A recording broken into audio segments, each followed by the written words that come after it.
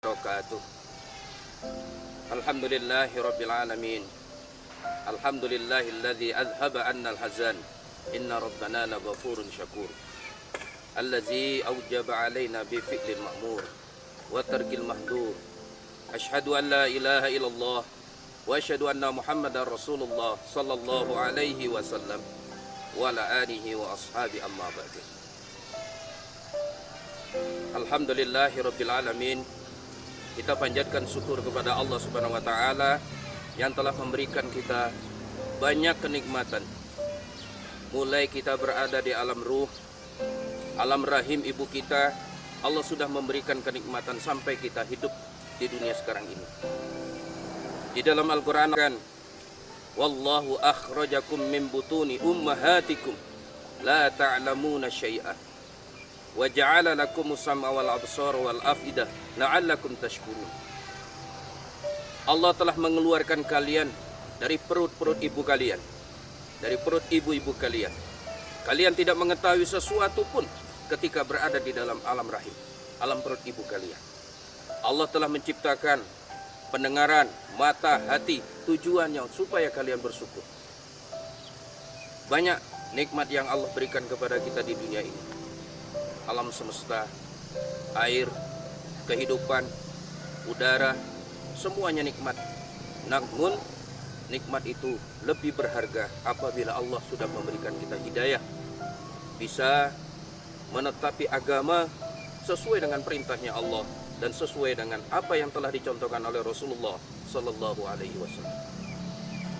Kaum muslimin muslimat yang berbahagia, pada kesempatan saat ini kami akan memberikan suatu pencerahan masalah keutamaan menjadi seorang alim dan seorang yang faqih.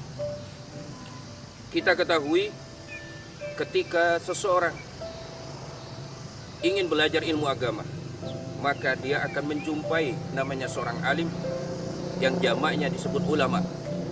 Kita akan berhubungan dengan para ulama. Karena ulama itulah pemegang ilmu yang telah diwariskan oleh Allah kepada Rasulnya dan telah diwariskan Rasul kepada manusia, kepada sahabat-sahabatnya. Di dalam sebuah hadis Nabi mengatakan, ulama itu adalah warasatul anbiya, pewarisnya para nabi.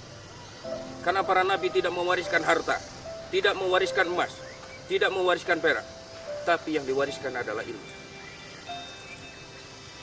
Maka kesempatan pada saat ini bagaimana menjadi seorang ulama. Sambil sebuah riwayat yang telah disabdakan oleh Rasulullah Shallallahu Alaihi Wasallam, Nabi Sulaiman ketika diperintah oleh Allah memilih antara tiga, antara ilmu, harta, dan kerajaan, Nabi Sulaiman memilih ilmu. Lah dengan ilmu itulah Allah memberikan kerajaan dan harta. Diriwayatkan dari Rasulullah Shallallahu Alaihi Wasallam, khuyira Sulaiman bainal mal wal mulk wal ilm fakhtarul ilma fa'utiyal mulka wal mal liikhtiyarihil ilm. Nabi Sulaiman bin Daud alaihissalam disuruh memilih oleh Allah, Sulaiman, pilihlah antara harta, kerajaan dan ilmu. Nabi Sulaiman memilih ilmu. Nah, sebab ilmu yang dipilih oleh Nabi Sulaiman, maka Allah memberikan harta dan memberikan kerajaan kepada Nabi Sulaiman.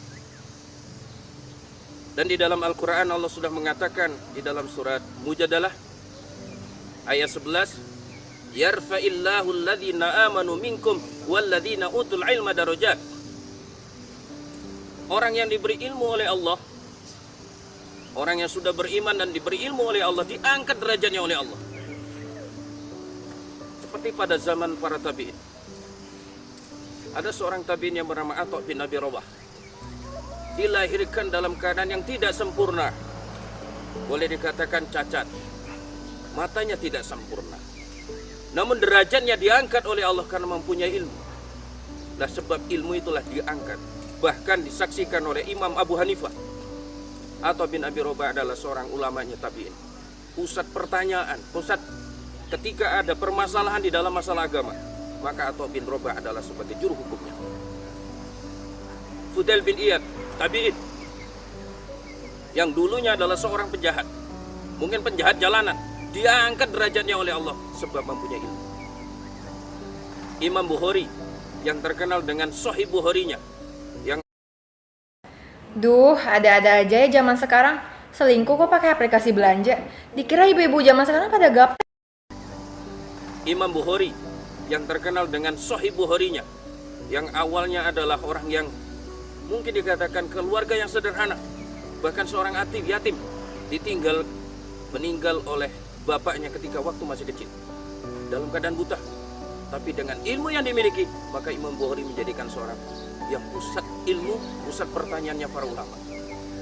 Banyak para sahabat-sahabat diangkat oleh Allah derajatnya karena memiliki ilmu. Bahkan di sebuah hadis Nabi mengatakan, inna fadlal alim alal alim ka fadlil qamari lailatal badr ala sairil kawakib. Kefadalannya, keutamaannya seorang yang punya ilmu dibandingkan dengan seorang yang ahli ibadah digambarkan seperti keutamaannya bulan di malam bulan purnama, mengalahkan sinarnya seluruh bintang. Berarti Allah memberikan kekhususan kepada orang yang mempunyai ilmu agama. Oleh karena itulah kaum muslimin muslimat yang berbahagia, bercita-citalah diri kita untuk memiliki ilmu, sebab dengan ilmu itulah kita bisa menjadi orang yang alim, orang yang bisa membedakan antara barang yang halal dan haram, membedakan antara dosa dan pahala, bisa membedakan antara maksiat dengan tidak maksiat, bisa membedakan antara taat dengan maksiat. Maka milikilah ilmu. Karena pengertian alim sesungguhnya adalah al-alim alladzi ya'malu bi ilmi. Orang yang bisa mengamalkan ilmunya, itulah yang disebut orang yang mempunyai ilmu, orang yang alim. Yang jamaknya kata alim itu adalah ulama. Nah, bagaimana perasaan kita kalau kita mempunyai ilmu? Merasa tenang, hidup kita bahagia. Sebab segala sesuatu yang ada di dunia ini didasari dengan ilmu. Ilmu dunia, ilmu akhirat, dua-duanya kita pilih. Dua-duanya kita ambil. Karena dengan ilmu itulah kita memiliki pengetahuan yang luas dan bisa meningkatkan syukur kita kepada Allah. Bahkan di dalam Al-Quran Allah mengatakan, orang yang paling takut dengan Allah adalah orang yang punya ilmu. Innama yakhshallaha min ibadil ulama. Orang yang takut, yang paling takut yang punya ilmu. Kenapa orang yang punya ilmu dikatakan orang yang takut kepada Allah? Sebab dengan ilmu yang dimiliki, maka pendekatan dirinya kepada Allah semakin dekat. Semakin takarub kepada Allah, tawaduk kepada Allah, dan semua tingkah laku yang dia kerjakan berdasarkan dengan ilmu. Ucapan yang akan diucapkan dipikir dulu berdasarkan ilmunya, bukan berdasarkan hawa nafsu. Sehingga dengan ilmu itu, maka peningkatan pendekatan diri kepada Allah, takarub kepada Allah semakin tinggi. Semakin takut kepada Allah. Semakin banyak orang memiliki ilmu agama, maka di hadapan Allah dia semakin tunduk. Sebagaimana ilmu padi. Padi semakin berisi, semakin merunduk.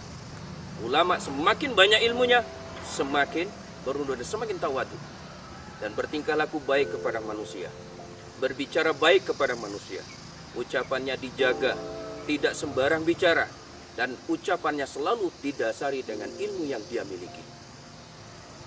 Lah kemudian setelah menjadi seorang alim, kita usahakan bagaimana kita menjadi seorang yang faqih. Karena di dalam sebuah hadis Nabi mengatakan faqihun wahidun asyaddu ala syaitan min alfi abid. Satu orang yang faham lebih susah digoda oleh syaitan daripada 1000 orang yang ahli ibadah tapi tidak paham. Maka ketika orang yang mempunyai ilmu dibarengi dengan ilmu kefahaman, faqih di dalam masalah agama, maka orang itu akan mendapatkan kebaikan. Di dalam sebuah hadis Nabi mengatakan, "May yuridillahu khairan yufaqihu fiddin." Barang siapa yang dikehendaki baik oleh Allah, maka orang itu diberikan kefahaman agama. Abdullah bin Abbas kecil sudah didoakan oleh Allah supaya mempunyai kefahaman agama. Dan alhamdulillah semasa hidupnya Abdullah bin Abbas adalah menjadi seorang alim, seorang ahli ibadah, menjadi seorang yang faqih di dalam masalah ibadah, faqih di dalam masalah hukum, sehingga menjadi rujukan para sahabat untuk bertanya hukum kepada Abdullah bin Abbas. Nah, kaum muslimin muslimat yang berbahagia, kita berusaha diri kita untuk meningkatkan ilmu dan kefahaman agama kita. Sehingga apa yang kita hidup, apa yang kita hadapi di dalam kehidupan masyarakat, di dalam kehidupan di dunia ini, saat ini kemaksiatan yang sudah merajalela, banyak perbuatan maksiat, banyak perbuatan-perbuatan yang sudah tidak jelas antara halal dan haramnya. Maka ketika kita punya ilmu, kita bisa menyaring manakah itu yang baik, manakah itu perintah dari Allah, manakah itu perintah dari Rasul, manakah larangan dari Allah, manakah larangan dari Rasul. Ini yang harus kita perjuangkan dan harus kita lestarikan di dalam melaksanakan hidup kita di dunia ini, sehingga kita mendapatkan derajat yang tinggi di sisi Allah, sesuai dengan firman Allah tadi, bahwa orang yang punya ilmu derajatnya diangkat oleh Allah baik di dunia maupun di akhirat. Nah, maka di dalam diri kita berusahalah bagaimana kesempatan yang Allah berikan sekali hidup di dunia ini, pelajarilah ilmu agama. Kalau masalah ilmu dunia, banyak tempatnya. Di sekolah dasar sudah dipelajari ilmu dunia, sekolah menengah pertama, sekolah menengah atas, perguruan tinggi. Nah, namun ilmu agama bisa kita dapat di dalam majelis ilmu, pondok pesantren dan sebagainya, sehingga kita mempunyai bekal sesuai dengan sabda Ali, sesuai dengan omongannya Ali, ya kan, perkataannya Ali. Barang siapa yang ingin menguasai dunia, maka milikilah ilmu. Barang siapa yang ingin mendapatkan tempat yang baik di akhirat, maka kuasai ilmu. Barang siapa yang ingin keduanya, dunia dan akhirat, maka kuasai ilmu. Ilmu ini sangat penting di dalam kehidupan kita sehari-hari. Segala sesuatu yang Allah ciptakan di dunia ini ada ilmunya, berdasarkan ilmu agama, sehingga menjadi orang yang alim, yang bisa mengamalkan apa yang Allah perintahkan di dalam Al-Quran, apa yang telah dicontohkan Nabi dan para sahabat di dalam al-hadis, sehingga di dalam hidup kita berharga, bermanfaat untuk manusia, untuk diri kita, keluarga dan manusia sekitarnya. Terutama kita hidup di negara Republik Indonesia ini, berguna untuk bangsa dan negara kita. Alhamdulillah, jazakumullahu khairan. Sekian apa yang bisa saya sampaikan. Apabila ada kurang lebihnya, saya mohon maaf yang sebesar-besarnya. Alhamdulillah, jazakumullahu khairan. Assalamualaikum warahmatullahi wabarakatuh.